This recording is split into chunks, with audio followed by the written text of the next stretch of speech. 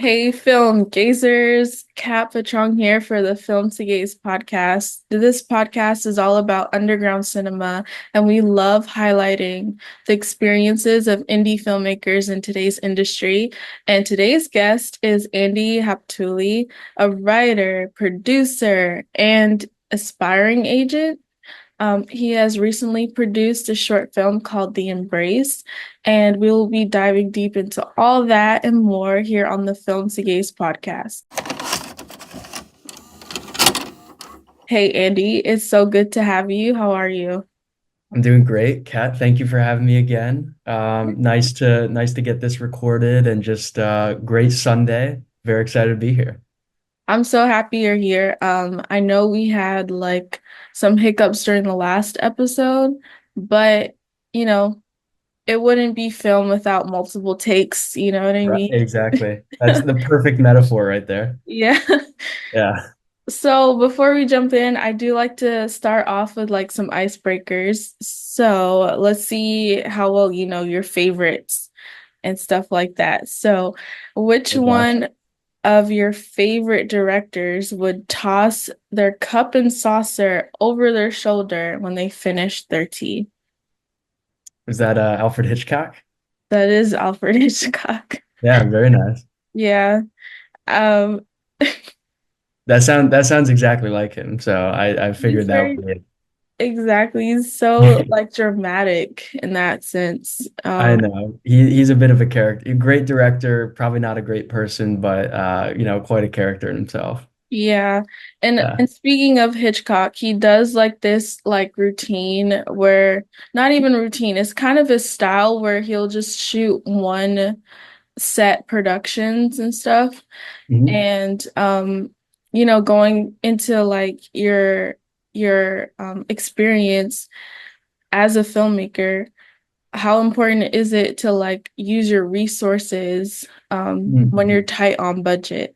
Can you talk Yeah, about I that? mean it's so vital to basically use everything around you. That's why it's always so important to have a network of people too, because you can always ask for favors or sort of ask around if people have certain equipment that you want. It's so important to like minimize your budget when possible because it's very easy to stretch the dollar if possible. You just want to make sure that you kind of just get started since that's one of the hardest parts and pull together what you have. I think a lot of people fall into the mistake of waiting until they acquire all the correct equipment, the correct team, the correct whatever it may be that they need or they think they need to accomplish their set. When in reality, we all have these magic black boxes, a lot of us Yeah. do, that are capable of filming pretty powerful shorts or, Yeah. films. So I think you just have to get started, and it doesn't mean that it's going to be perfect the first time around, but really nothing is.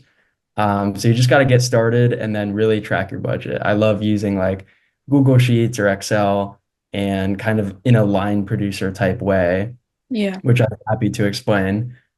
Basically, just tracking all your resources, what you have on deck, what you need, what your budget looks like, is just super important. So people that go into film, they should know a little bit about finance and budgeting. And what was your budget for the embrace?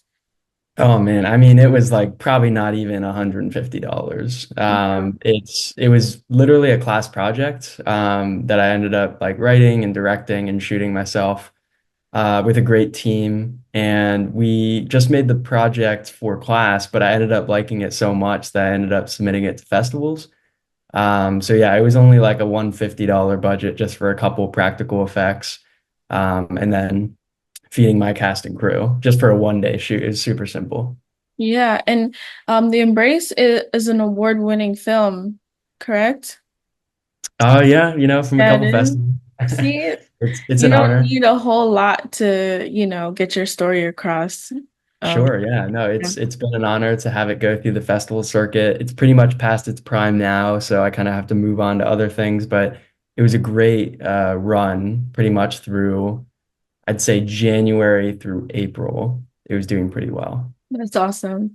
Yeah. And speaking on the line producer side of things, What are some tools I know you said, Google Sheets and stuff like that, but what are some other tools for people who have to wear multiple hats on a production? What are some tools for being a line producer? Sure, yeah, and my experience does primarily come from producing because that's mostly what I've done as well as what I'd like to do in the future. But yeah, it's a lot of like online platforms. So Studio Binder is great. Yeah. Obviously QuickBooks for like invoices and dealing with finances across a team. Um, Excel and Google Sheets just to track your finances. And then obviously the whole Google Suite is super helpful just so that you can have a shared drive between Mhm. you and a team. I also love that folder sort of aspect of Google Drive for BTS photos that cast and crew Yeah. can take on set, Yeah. just because we're kind of capturing that moment. And then obviously utilizing platforms like Film Freeway for festival submissions, word of mouth is important. And also just being able to track across all of the different platforms how the project's going overall. Because you have that tangible project in front of you, being on set, but pre-production and post-production is so vital. So obviously your editing suites are super important and then what you use to develop your idea, whether that's sort of a lookbook or a Bible, sometimes they'll call it that, Yeah. um, for, Google Slides or, Microsoft presentations, whatever it might be, any visuals that you can gather just through, um, you know, sometimes they have stuff on Canva. Sometimes they'll have things on Pinterest, just kind of gathering your source materials through those sort of images as well is very important. So it's a string of online things. And then obviously just utilizing the physical space, whether that's a studio, a set itself, or some sort of a shared space, maybe a warehouse or an Airbnb, and just making sure that you're on top of that, both hospitality wise, as well as how smoothly the set is running itself. It's a fine balance. It's a lot to balance. And then also too, you're like balancing a lot of personalities and Mhm. on set as well. And I noticed that you recently moved to Los Angeles from a different creative space. So being in a creative environment, how detrimental is that? Not even detrimental. How important is it to be in creativity, surrounded by creative people and stuff like that? Well, it's so important because when you're working within this industry, um, collaboration is essential. You basically cannot make it in this industry if you're not working with people. So it's very important to have a very personable and amicable sort of personality if possible. Of course, naturally there will be introverted people, and obviously there's nothing wrong with that. It's just a very different sort of communication skill set or type of being about being on set because you want to make sure that your comms and your optics are like 100% there each day of set, even if it's down just a little bit energy wise. You feel that motivation seep through all members and departments of teams. um, so it's super important to work with the creatives and also have an understanding of their previous work. I love reviewing people's portfolios before I go on set, knowing who's going to be on set with the call sheets, um, and just sort of understanding the types of creatives that I work with. Because you're naturally going to run into a lot of different personalities in this industry, and you sort of want to prepare for that. A big reason I want to be a talent agent is because I feel pretty comfortable in those scenarios. But you want to sort of learn how to adapt to that and being around creatives is not only just a great feat in itself, it's very inspiring to your own work as well. Yeah, that's Yeah. awesome. Um, and while you're on set, what's your approach to networking? Mhm. Because I know we're there to work, so not Mhm. everyone's super open to like, oh yeah, I've done this, this, and this. How do Yeah. you still make a connection to where like you can reach out to people that you've enjoyed working with? 100%. I mean, I think it's so important to have conversations that are not always focused around work. I find myself having a lot of conversations literally about, what somebody might be wearing, what are some of their favorite movies or shows, what hobbies they have and stuff like that. Because I genuinely care about those things, But then, of course, once you establish that connection, then you can talk about work. It's Right. pretty draining when you meet somebody for the first time and the first thing they do is kind of regurgitate their resume or their CV to you. Yeah, So it's important to have like a genuine, organic sort of connection. for sure. Um, and sort of learn about the person because you never know what you might connect with, as well as like what hobbies you might be able to partake in with this person. And just finding that natural connection and establishing that before getting into the weeds of like, hey, let's talk about, talking shop, if you will, or, talking about the industry and whatnot. Yeah. Yeah. Yeah. It's funny when you said that. Literally thought back to a show I did, and this guy just was like, he had this air about him where he was like, yeah, I was on this set and I worked with this people, and I'm too big to do this work, so I'm just gonna stand over here and watch you guys do it because I've done everything under the sun. Yeah. So, And that's super draining too, because it's like you want, no matter the stature of who may be on set, you still want to have some input or some sort of a feel of collaboration there. for sure. And of course, it's really cool when people tell you about that stuff, but if that becomes their personality or their central gravity, if you will, of the conversation, it's just sort of feels like a waste of time sometimes. Yeah, Yeah. I get that. I Yeah. Are you working on anything coming up? Like, what are you working on now? So right now I'm actually working a part-time job as an administrative assistant at Parks and Rec. So that takes up a good amount of my time. I was recently on a commercial set. Oh, I wish I could tell you more details, but I can't really. Same with this music video that I was in that's actually dropping in 2 weeks. right. Um, so that's super exciting by Chase Sullivan. I was a PA and extra on that, and then a PA on the commercial shoot. And then yesterday, I just worked the film premiere. I was kind of like an usher and checking people in and, monitoring snacks and drinks and stuff for a set that I was actually on last year as a PA. But the short film is finally out. So we had a premiere for that Very cool. and worked this event. And then I can't also probably disclose a lot of these details other than kind of surface level. But for 2025, it looks like I got hired. I don't have all the details yet, and there's not like a contract or anything, but it looks like I just got hired from a pretty renowned producer, not too crazy, but like pretty good level, Yeah. um, to be his kind of like personal assistant on 2 movies and 2 TV shows that he's doing in 2025. Wow. That is huge. Um, That is huge. yeah, thank Yeah. you. Thank you. So just a couple things coming up and then, some personal projects with friends and stuff that I'm going to help produce. Just kind of keeping myself busy when I can because it's very fulfilling to do these, as opposed to just day-to-day work. Yeah. Yeah. I get that. That's super exciting. Yeah, thank you. Cause like, what would you say to your younger self, knowing where you are now? Like, you're just starting out. Let's say you're a freshman in college. Uh, Yeah. What would you say to that freshman Andy? Well, I'd say just, be ecstatic. There's just so much ahead of you. And of course, there's going to be challenges and obstacles, many of which I've actually faced in these past few months.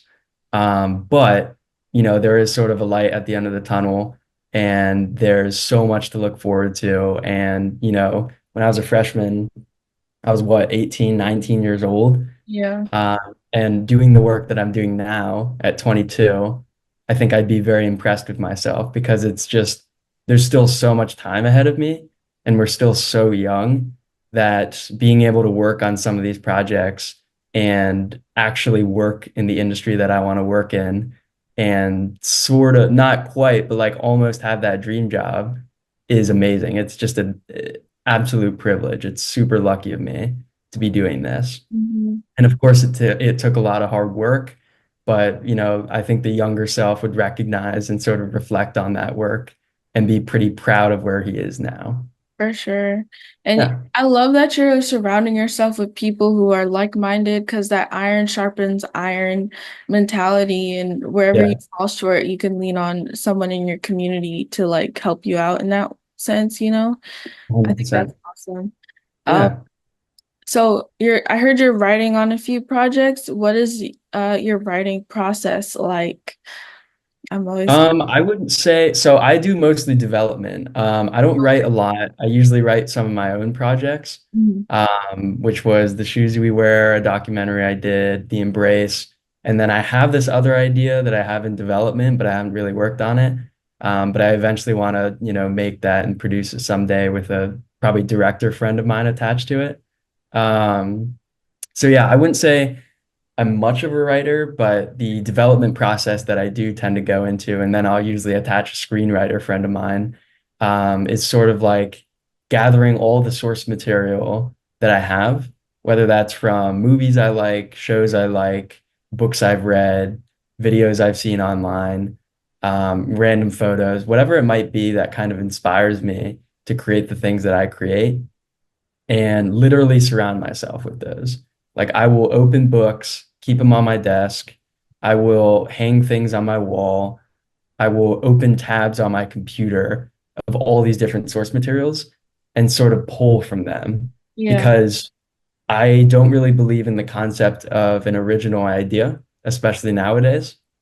I think what people believe are original ideas are an amalgamation of things that have already existed into a new presented form. Hmm. So for me, it's like I can take one thing from the show that I love, another thing from this movie that I love, and maybe a concept from this book that I read about, and sort of combine those and package them together so that Right. it feels new and refreshing. So it's sort of gathering source materials is very important, and then talking to a lot of people during your development process. I understand that some people are a little more closed off because they want to keep the idea intimate with themselves. I'm sort of the opposite, where I love getting feedback, maybe constructive criticism, or somebody to do some coverage on my stuff, Hmm. because that way I'm getting a new perspective. I'm getting, sort of some notes from people that I trust. It's like a Um, workshop process to, yeah, and I well, think it's interesting to have other people's eyes on it because then it's this collaborative beast that it's become, as right, opposed to just one sole proprietor in the situation. So to me, it's fascinating when other people look at my stuff, and gathering source material and developing it is one of the most exciting parts of the process. for sure. Yeah. You mentioned that there's no original idea, and Mhm. I just want to touch on that for a second because there's a lot of remakes of Mhm. different things because I think we're expecting Shrek 5 coming Yeah. out. Yeah. So, in your opinion, what do you think the industry is missing? Because you're right, there is no original idea, but what is Yeah. missing from this landscape, from this world? Yeah, that's a great question.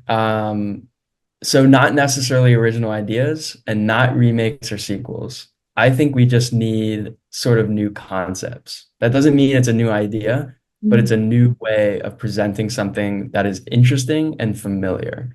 So the next project that I want to work on is a thriller, kind of in the light of Alfred Hitchcock, like that kind of style. Obviously with a more modern take and definitely some more, modern concepts. But I think taking, movies in the past that have sort of worked, shows that have worked, and then packaging them with some other ideas is something that could be super interesting. And obviously we do see that in the industry, but we just need a little more collaboration on that front because I think big studios are sort of taking the ideas of smaller writers and sort of blowing it out of proportion. Mm. As well as, seeing what works and looking at the numbers as opposed to the culture. I think a lot of the times they're reflecting on what their balance sheet looks like. How did, Q3 or Q4 look this year, as Right. opposed to like, how are people responding to this online? How are people reflecting on it? Why was this an important piece of media? I think nowadays we're facing projects with very short lifespans versus movies that used to come out that have this extreme longevity to them. So I think learning how to predict that a project is going to have that longevity is something that studios should really reflect on because ultimately that's just going to better their face and image in the future as well. all these short-term projects are just, they're throwing paint at the wall just to see what sticks. So I think just longer projects that have taken more time to develop, because some of these development sessions are not even like 2 to 3 months. Um, we need to make sure that development is a much longer process because pre-production is vital to the success of a project. That's so true. What's Yeah. what's a refreshing project that you've seen this year that you think would have that longevity effect in the future?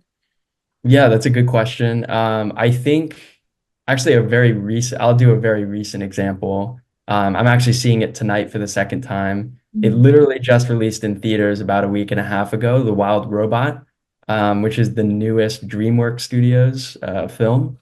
Oh, okay. And I think there's something about it where the themes of it are very universal. It is sort of about motherhood, but it's also about family and relationships, and everyone can relate to it. But with the main characters being, robot and then animals, we don't have to attach necessarily human ideas to it.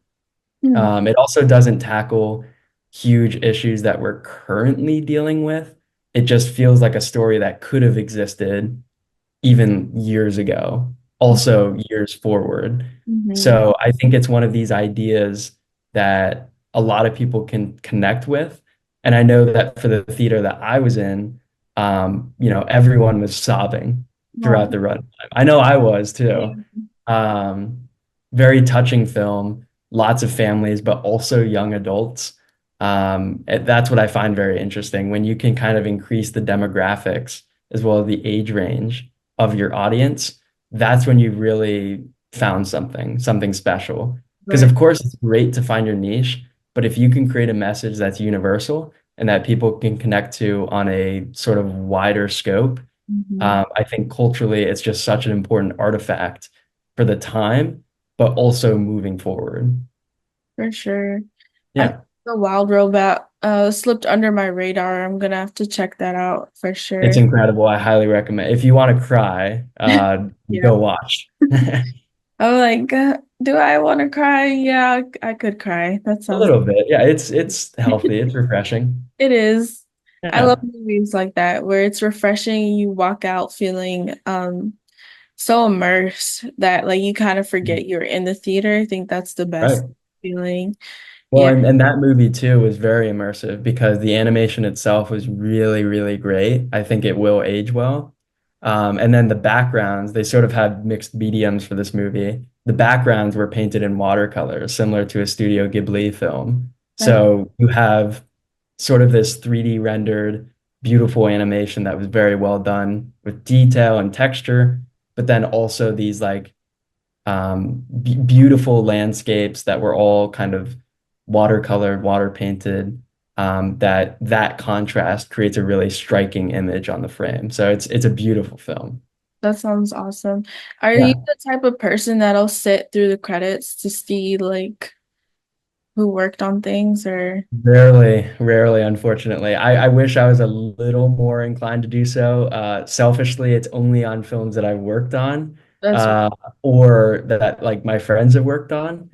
Mhm. But yeah, on the big studio projects, I don't tend to do that just because, I may recognize one or two names out of a list of over 100 people. Yeah, So that's real. it's just one of those things that I feel like, oh, I should probably kind of move on with my day. But like, props to everyone involved. Yeah, I feel Yeah, that.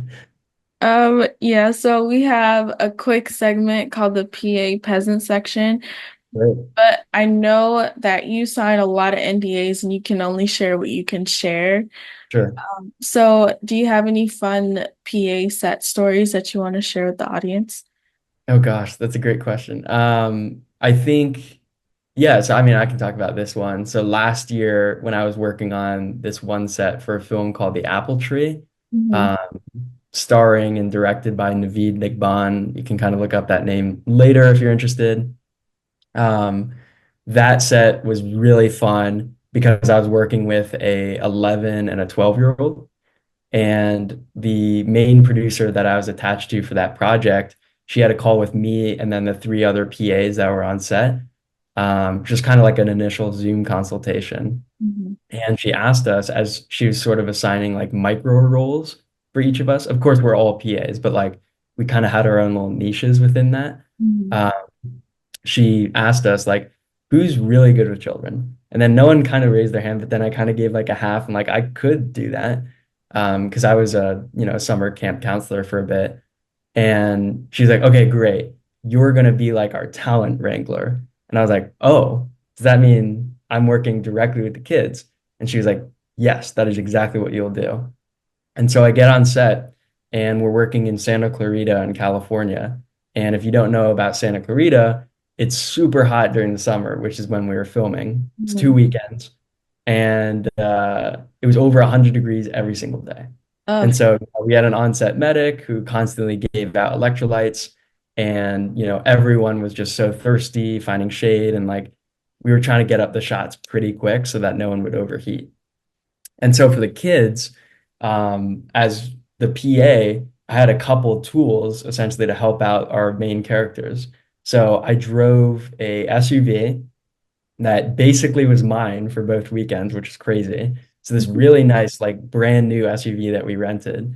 wow. Um, and so I drove the kids from scene to scene. I would blast the AC, and then in between like setups, the kids would come back to the car, and then I'd turn it on and everything. And then that was sort of like our mobile talent unit, if you will, sort of like our little RV. And I also wore these like work pants with lots of pockets and stuff. And so I kept fruit snacks and fruit bars and just like little chips and stuff here and there. And I would give them to the kids between takes so that Mhm. they could have like, their sodium intake, um, as well as just like some fruit and stuff like that.